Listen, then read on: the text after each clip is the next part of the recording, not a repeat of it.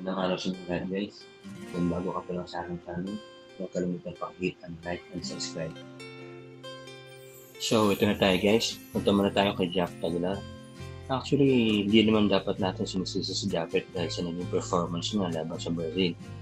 Sadyang hindi lang naging maganda ang laro niya. Siyempre, kasama ng pagod gawa ng may edad ng araw ito.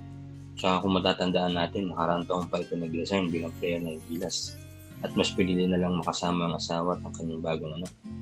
Ngunit sa pagpupumilit ni Coach Tim na makasali sa team sa kadahilan na mas kabisado rin ni Japet ang triangle offense, ay pumayag na din si Japet na maging bagay ulit ang Gilas team. Kaya sana wag na lang natin batikusin si Japet kung ano man ang nangyari sa Gilas team. Magpasalamat lang tayo at nakagawa uli ng history ang Pilipinas sa larangan ng basketball.